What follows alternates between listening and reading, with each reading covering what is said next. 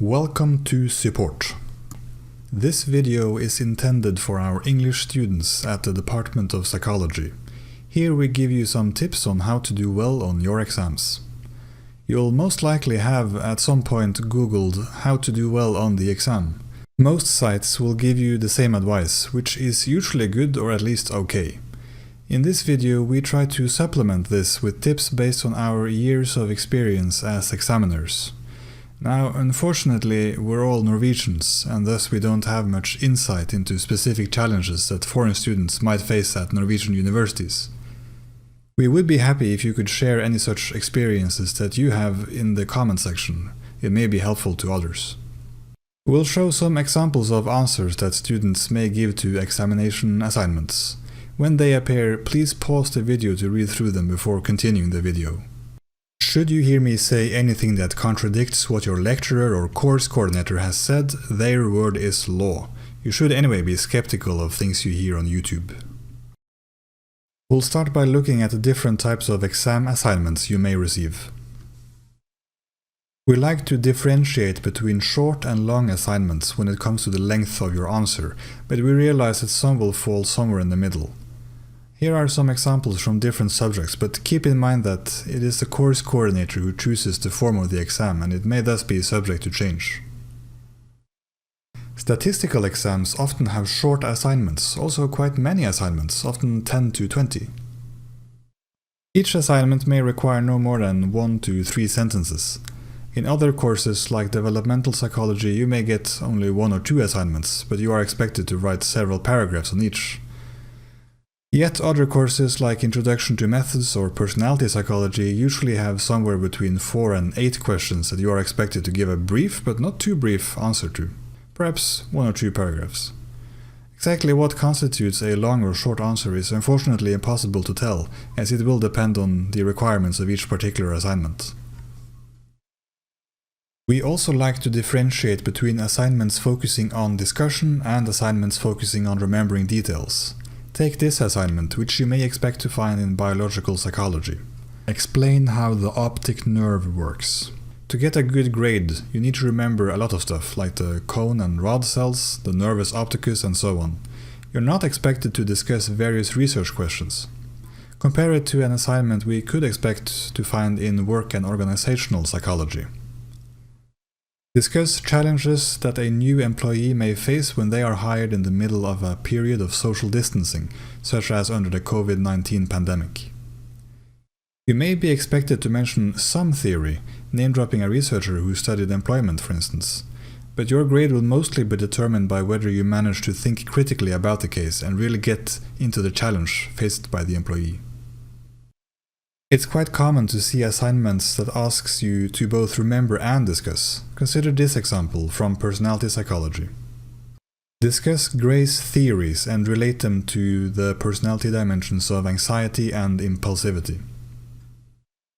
For this assignment, you should remember that, for instance, Gray's theory is called the reinforcement sensitivity theory, and what the behavioral activation and inhibition systems are. But you should also be able to discuss how the BIS and the BUS are related to other theories of personality, for instance to Eysenck's PEN model or the 5-factor model.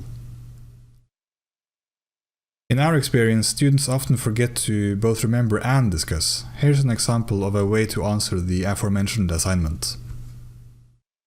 Our comments are: what specifically are BIS and BUS? The student should explain that Gray thought of these as actual physical systems in the body.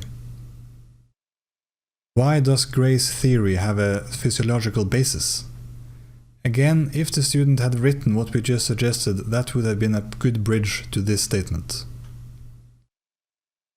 What does the metaphor of the gas and brake pedals mean? When it's not explained any further, this gives off the impression that this was something the student heard during a lecture and repeated here without understanding the point of the expression. How are BIS and BUS related to anxiety and impulsivity? This is the point where the student really would have been able to get into the discussion part of the assignment by comparing BIS and BUS with other theories. Here's a suggestion for a better answer. Answer number 1 seems to be rattling off whatever they remember without clearly explaining the relationships between the concepts they mention. They demonstrate that they remember definitions, but not that they have understood them. Answer number 2 takes care to explain the concepts better, relates them to each other, and even discusses Gray's theory by comparing it to Eysenk's theory. You may at some point have heard something along these lines. Tell the audience what you're going to say it, then tell them what you said. This may be a good tip if you are writing a long text, because firstly, it prepares the examiner for what she's about to read, and secondly, it reminds her what she has just read. If your answer text is several pages long, that's good. If your answer is less than a page long, you shouldn't bother. Look at this example. Half of this answer was spent explaining what the student was going to do and then repeating it. This is time and text that could have been better spent on something else. If you repeat this structure for all 6 assignments in an exam, it'll probably only serve to irritate the examiner, who'll get tired of seeing the same thing again and again. Some exams have several assignments and require all assignments to get a passing grade in order for the entire exam to get a passing grade. Meaning you need something better than an F. If you leave one assignment blank, that will automatically lead to failing the entire exam. If you are taking an exam like this and are blanking on one assignment, it might be a good idea to jot down some kind of answer. It might just be enough to get an E at least. And if you have 3 A's and an E, that might just land you a combined C. The alternative is a definitive F. Exams that require a passing grade on all assignments will usually specify this. We recommend that you try to not write as much as possible, but rather spend more time making a plan for what you are going to write. That being said, don't write too little either. Make sure you actually answer everything that the assignment asks of you, but only that. Take a look at answer 2 that we showed earlier. It's about as short as you can get it, while still mentioning everything that's relevant. It could have been a few sentences longer, but it definitely shouldn't have been twice as long. The tactic of some students seems to be to jot down as much as they can remember about the topic of the assignment and not stop until the clock runs out. We often see 2 problems that result from the use of this tactic. The first problem is that the text will likely have poor composition and language. By that we mean that it doesn't flow naturally. At worst it can look like the type of stream of consciousness writing popularized by James Joyce. While you're formally being tested on your knowledge of the subject, poor writing may make it hard for the examiner to understand what you know. If you keep jumping from one point to another and back, it'll also make it harder for the examiner to read. You want to make it as easy as possible for the examiner to give you a good grade, and you do that in part by making sure that they have no trouble understanding you. In a related vein, with this writing everything you can think of tactic, you're bound to write a lot of sentences that are not really relevant to the topic of the assignment. While you may happen to stumble upon something that is relevant and that you wouldn't have thought of naturally this way, it's unlikely to be the case. Then it will just be a lot of text that you wasted time writing and that the examiner will just ignore. Take a look at these 2 answers. The 2 answers contain more or less the same information, but it's easier to read the second one. It has a less convoluted sentence structure, it flows without jumping back and forth, and it doesn't overuse fancy words. We feel it's a better use of your time to spend it planning what you're going to write, instead of following this tactic of writing down everything you can think of. That's why we highly endorse one of the tips you've probably come across if you ever googled how to do good on the exam. Write an outline of your answer before you write the text. Think about what topics you want to explore, how you're going to explain concepts, and how they are related. It will also then be more obvious what is and isn't relevant.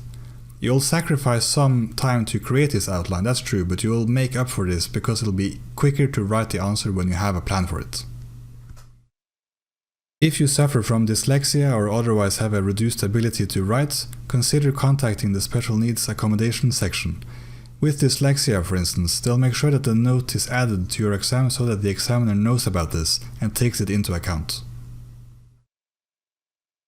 It's a good idea to make sure you know the definitions of central concepts in the course you're studying. Evolutionary psychology is a subject within personality psychology, and we've seen surprisingly many students who were unable to accurately explain the theory of evolution. This would obviously harm your chances of getting the top grade if you get asked about it. We suspect that we take some things for granted, like knowing how to explain the theory of evolution. It doesn't hurt to practice writing down such definitions. When you have written your outline, take another look at the assignment text. You read it carefully and make sure you are answering all the questions posed in the text. Often an assignment will have several points that you should answer, and we see that many students forget to answer all of these points. Consider the following assignment. What are some of the correlates of neuroticism? How can neuroticism affect how a person handles a social situation? Give an example. In this kind of assignment, we often see students forget to write an example in their answers. You should also attempt to set aside some time to read through your written answer once before submitting it. You will usually spot some mistakes and typos, and some typos are especially bad. For instance, forgetting to insert a "not" in a sentence will turn the meaning on its head. We generally recommend against using abbreviations, as it makes the text slightly more cumbersome to read. You should at least restrict it to truly long words like the job demands resources model. When abbreviating, always write the word out in full the first time and insert the abbreviation in parentheses after it, and repeat the word in full the first time for each subsequent assignment. The examiner may after all read your answers to the assignments out of order. When everything's said and done, it's the examiner that decides on the grade. Make an outline to facilitate smoother language and flow in your text. Make it as easy as possible for the examiners to give you a good grade. Good luck!